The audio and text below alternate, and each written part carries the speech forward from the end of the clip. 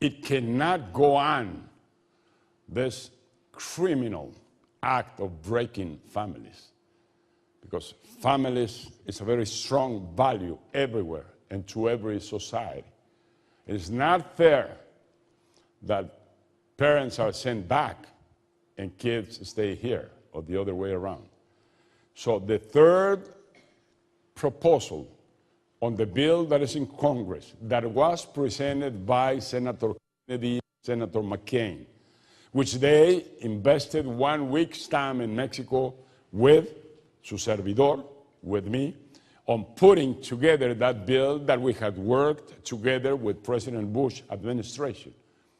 So the third proposal states around the family and how families should be together and how families that belong to a worker that is here and that has a job should be able to stay here with him.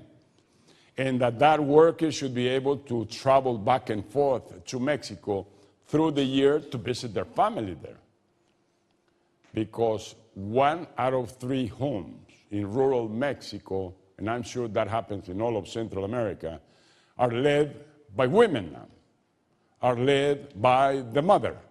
She works, she brings in the water from the creek, she gets the income, she does everything by herself for that family. And so that's one key issue that we have to solve. Number 2 is NAFTA and our vision to the future. Number 3 is technology, education, and bridging the gap precisely on education and technology. And that's where we can meet the future and we can build a better world for ourselves. When I'm talking about Mexico, I'm talking about Latin America. When I'm talking about a successful NAFTA, the next step is ANALCA. It's a continental agreement so that we can compete by blocks as others are doing, as the Asian tigers, as China and India. Everybody's getting together with everybody to be competitive and be able to meet the challenges of the future. A final word about Centro Fox. Centro Fox charter is what I have described. We work on 4 issues: democracy and freedom, a market economy with responsibility. We do think tank activities and debate to develop social public policies to bring to Latin American governments. And we are for gender equity, a passion of Martha, which I share, and what Latin America needs badly.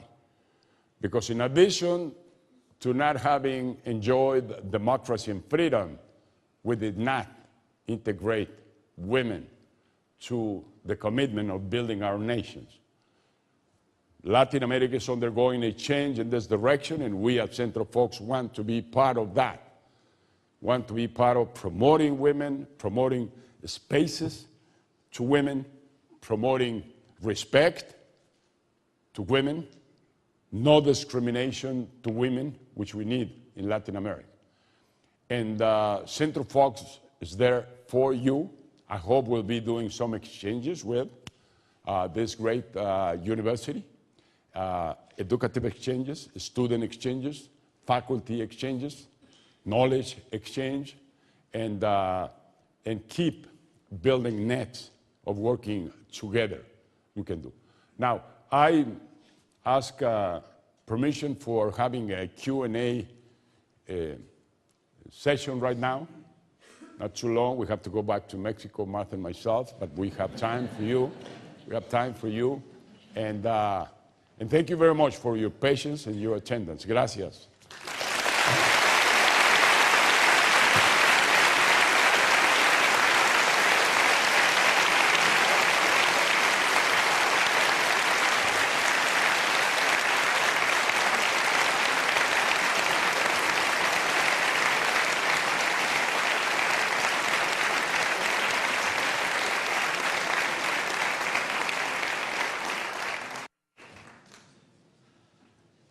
Please. Can you talk a little bit about which leaders have influenced you in the past? Excuse me? Which leaders from the past have influenced you? Have 3 heroes. 4. Walesa,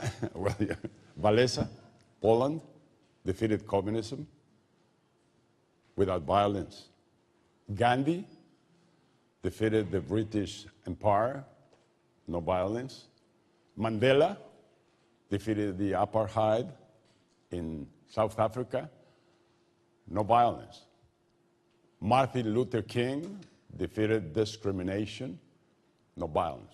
They are my 4 heroes. See.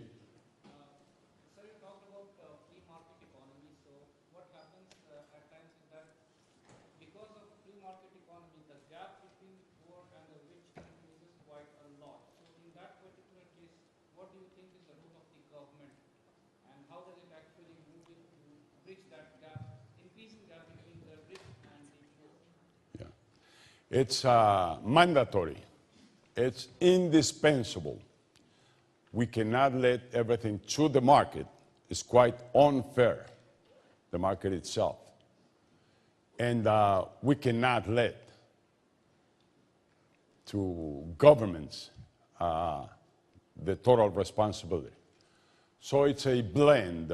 My experience in Mexico was that there's no other way to create wealth than market economy, than private sector, than private investment.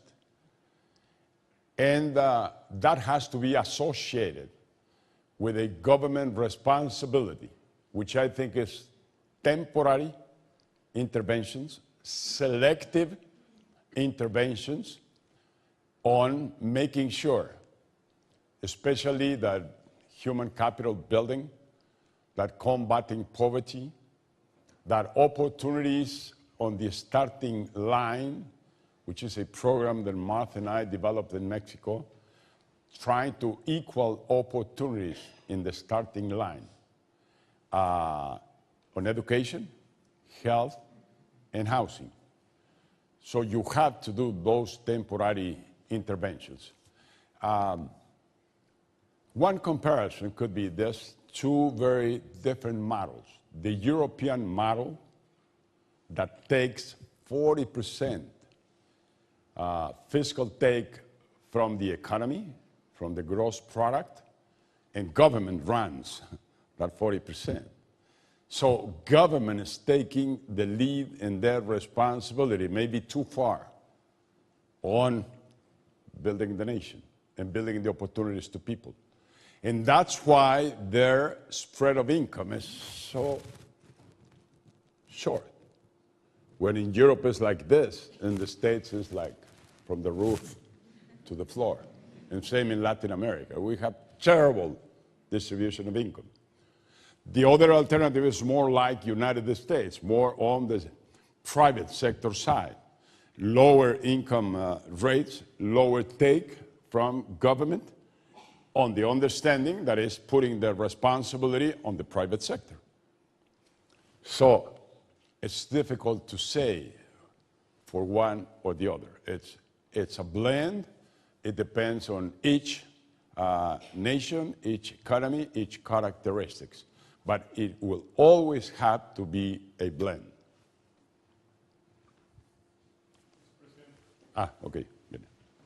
Mr. President, thank you very much for coming. You spoke a lot about looking towards the future with NAFTA, and I was wondering, with looking towards the future, do you foresee loosening trade restrictions between NAFTA and Mercosur and some of the other South American trading blocs, and trying to expand free trade throughout both North and South America, rather than what we have, the current situation with just the United States, Canada, and Mexico? Okay, to me, free trading is just the first very small step forward. Integrating further is really enriching, because when it is just trading, the agreement is to compete. And he who does better in productivity or competitiveness, he takes advantage on a trade agreement. And that